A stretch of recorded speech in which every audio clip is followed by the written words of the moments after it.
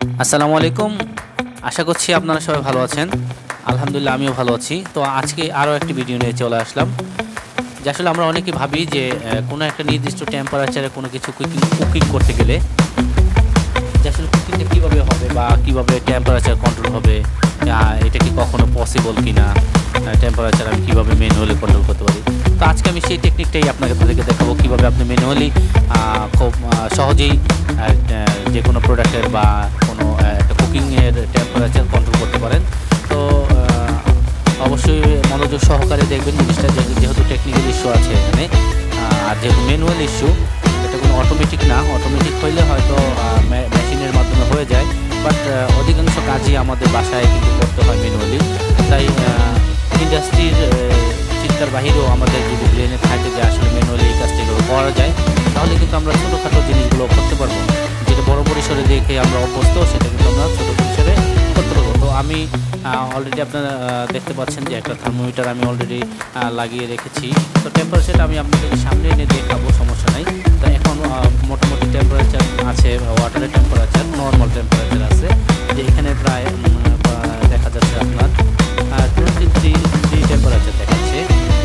এই যে 23। এখন আমি যদি এবার পানি থেকে উঠিয়ে ফেলি, তখন কিন্তু টেম্পারেচারটা বাড়তে বা কমতে পারে। এই জন্য আসলে পানির মধ্যে দেখি একটু বোঝার চেষ্টা করি, প্রায় 23-এর মতো আছে। হ্যাঁ, 23 টেম্পারেচার। এখন আমি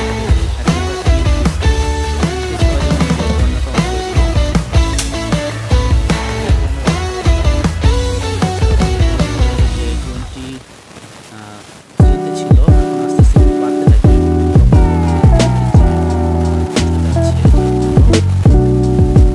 লাল একটা আমাদের মধ্যে যে লাল জিনিসটা আছে, সেটাই টেম্পারেচার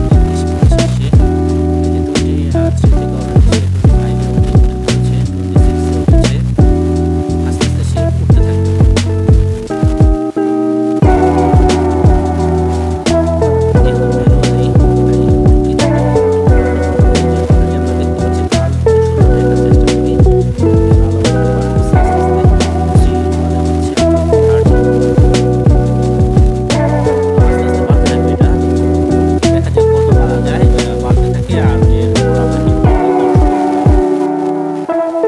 দেখছেন যে ধীরে ধীরে টেম্পারেচার কিন্তু বাড়তেছে, অলরেডি 38-এ চলে আসছে।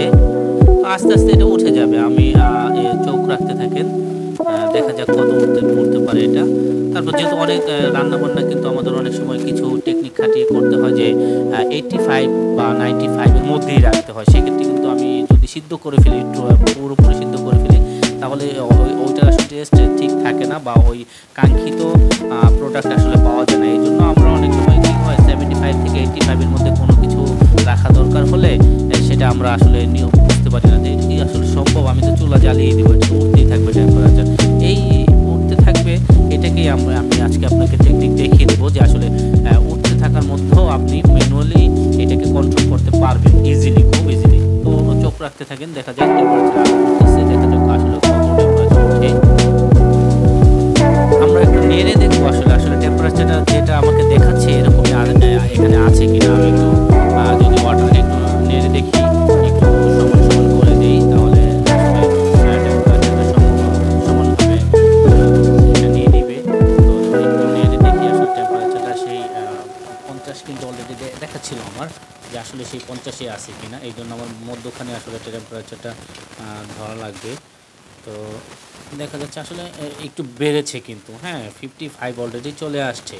তো এভাবে আস্তে আস্তে উঠুক। আমি ওঠার পর কীভাবে আপনার একটা স্টেবল কন্ডিশনে হয়তো +-5 এরকম ভ্যারি করবে। এই পর্যন্ত আমরা একটু দেখবো আসলে কত ভ্যারি করে, বা এই টেম্পারেচার আমার কাঙ্ক্ষিত টেম্পারেচারটা আমি রাখতে পারি কিনা। অলরেডি আমার টেম্পারেচার কিন্তু চলে আসছে আপনার 70-তে চলে আসছে। তো আমরা আসলে টেম্পারেচারটা 70 থেকে 80-র মধ্যে রাখবো। অলরেডি যেহেতু 70 চলে আসছে, আমি এখন বার্নারটাকে একেবারে কমিয়ে দিব, একেবারেই কমিয়ে দিব। একবারে কোনো রকম হয়তো চলতে থাকবে জিনিসটা। আসলে আপনাদেরকে আমি দেখানোর চেষ্টা করতেছি যে দেখানো যায় কি না। আপনি লক্ষ্য করেন যে আমার আসলে বারান্দায় যে ফ্লেমটা, এটা কিন্তু আসলে দেখা যাচ্ছে না কোনোভাবেই। এটা এমনভাবেই কমানো যে আসলে দেখা যাচ্ছে না।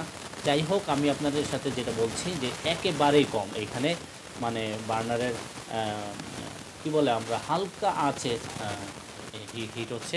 এখন আমি অলরেডি আমার এই যে 70 থেকে 80-র মধ্যে যেহেতু রাখবো বলছি, আমি কিন্তু এই যে আমার 72 অলরেডি চলে আসছে। এখন কোনো কারণে যদি আমার টেম্পারেচার কমে যায়, হ্যাঁ, আসলে কমবে না। আমি যে পরিমাণ হিট কমিয়ে দিয়েছি এখানে, এটা আসলে 70 থেকে 85-এর 80-র মধ্যেই থাকবে। যখনই আমার 85-এর কাছাকাছি চলে যাবে, আমি একটু এটাকে এভাবে একটু নেড়ে দিব, এভাবে একটু নেড়ে দিব।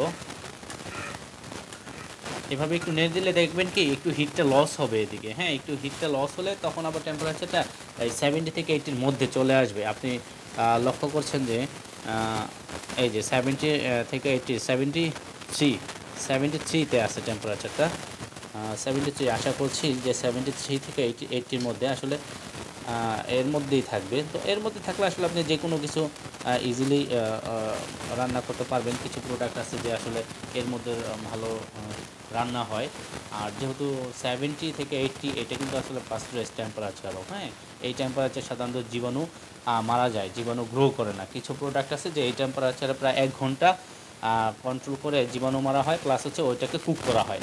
তো এই যে এইভাবে কন্ট্রোল অলরেডি চলে আসছে কিন্তু কন্ট্রোলে, হ্যাঁ, আমার কিন্তু যে কোনো অবস্থাতে এই যে 73 আছে, এর মধ্যে 80, 73 থেকে 80-র মধ্যেই থাকবে এটা, এটা আর বাড়বে না। কারণ আমি যখনই বাড়বে তখনই আমি আস্তে করে একটু এরকম নেড়ে দিব, হিটটা লস করে দেবো, হিটটা লস করে দেবো, ঠিক আছে, একটু হিট লস করে দেবো।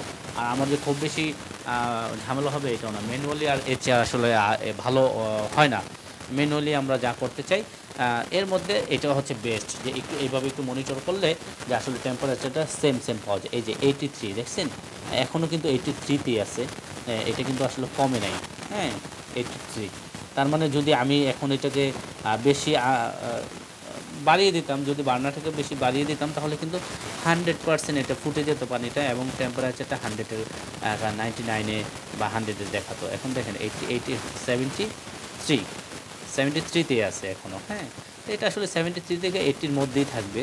যেটা বললাম যে ম্যানুয়ালি আসলে কন্ট্রোলটা এইভাবে আসলে কিছু টেকনিক করে এটাকে কন্ট্রোল করা যায়, এবং কিছু প্রোডাক্ট এর মধ্যে দিয়ে হিট করে কুক করা হয়, প্লাস পাস্তুরাইজেশন করা হয়। তো আশা করছি আপনারা এটা ভালোভাবে বুঝতে পেরেছেন। তো যদি আরও কোনো কিছু আপনাদের জানার ইচ্ছা থাকে, আমাকে কমেন্টে অবশ্যই শেয়ার করবেন। আমি আপনাদেরকে অবশ্যই এর চেয়ে ভালো কিছু আমার যতটুকু জানা আছে এটা শেয়ার করার চেষ্টা করব। তো সে পর্যন্ত ভালো থাকেন, সুস্থ থাকেন, আল্লাহ হাফেজ।